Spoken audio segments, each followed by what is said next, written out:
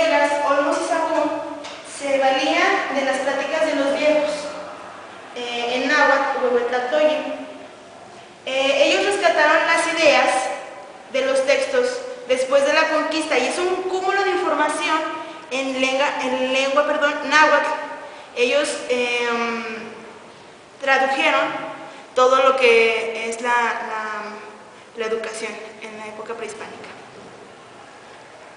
Es así como se da a conocer lo que fue la educación en ese tiempo, ¿verdad? Gracias a esas traducciones, a esos escritos que dejaron ellos. Sí, a textos, poemas. Los sabios nahuas eran los que rescataban toda la historia y lo pasaban a poemas, a textos, no tanto como un informe. Otra manera diferente de hacerlo. Sí. Bueno, pues vamos a unos cortes comerciales y enseguida volvemos con más de su programa Noticiero Normalista.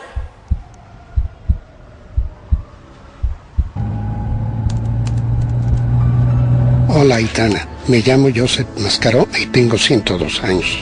Soy un suertudo. Suerte por haber nacido como tú, por poder abrazar a mi mujer, por haber conocido a mis amigos, por haberme despedido de ellos, por seguir aquí. Te preguntarás, ¿cuál es la razón de venir a conocerte hoy? Y es que muchos te dirán que a quién se le ocurre llegar en estos tiempos, que hay crisis, que ya no se puede. Esto te hará fuerte. Yo viví momentos peores que este. Pero al final, de lo único que te vas a acordar es de las cosas buenas. No te entretengas en tonterías y vete a buscar lo que te haga feliz, que el tiempo corre muy deprisa. He vivido 102 años y te aseguro que lo único que no te va a gustar de la vida es que te va a parecer demasiado corta. Estás aquí para ser feliz.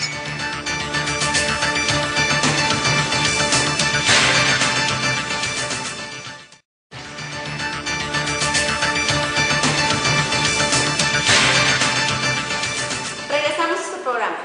Continuando con los métodos de enseñanza, uno de los más relevantes fue instruido por las escuelas lancasterianas. De esto nos habla más la licenciada en Educación Preescolar, Luz Elías. Hola queridos televidentes, bueno, pues este método se empezó a implementar desde 1882 y fue creado o promovido por 5 hombres que fundaron una asociación filantrópica. Esto con el fin de promover la educación primaria entre las clases pobres. A esta fundación la llamaron Compañía Lancasteriana, en honor a Joseph Lancaster. Y licenciada, se le llamó así a esta fundación en honor a Lancaster porque él la inventó, él la creó. No exactamente así. Fíjate que existen vestigios desde 1589 de que este método existía. Simplemente Joseph Lancaster fue el que lo popularizó, por eso se le dio este nombre. ¿Y cuáles son las características, las principales características de este método de enseñanza? Fíjate que tengo que decir que este método era realmente sorprendente, ya que un maestro tenía a cargo suyo de 200 hasta 1000 alumnos. Pero esto hacía que la educación se redujera mucho su costo.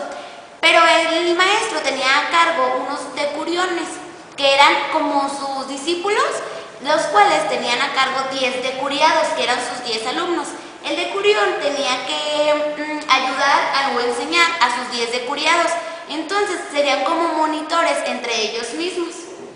Entonces por eso la educación era menos costosa, porque nada más se le pagaba a un maestro para entre 200 y 1000 alumnos, pero a los decuriones, me dijo, no se les pagaba nada, simplemente eran monitores.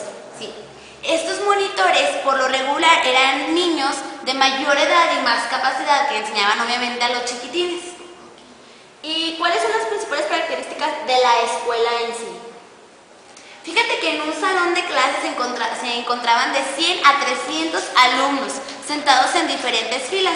En la primera fila era una mesa en donde estaban 10 alumnos y eran los de primer grado, se podría decir. Ellos utilizaban como recipientes de tierra donde el monitor les escribía la letra que ellos debían de repetir y repasar. Y las siguientes filas usaban lo que son como tablitas, como pizarrones individuales en los que ellos escribían las letras que el monitor les iba dictando. Y ya los de los últimos niveles utilizaban ya cuadernos de hojas y su pluma de tinta de una ave. qué interesante es este método de enseñanza de Lancaster. Yo creo que ya un poco más parecido, un poco solamente al de la actualidad. Pero bueno, vamos a unos cortes comerciales y regresamos con este tema. Hey, vos, Sprite tiene algo que decirte. El amor te vuelve idiota. Es así, el bichito del amor te pica y automáticamente el sentido común desaparece. Perdés el miedo de expresar tus sentimientos y, lo que es peor, perdés la vergüenza. Te convertís en el embajador del romanticismo.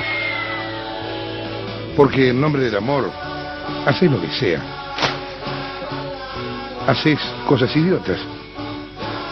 Cosas que no podés ver porque el amor es ciego.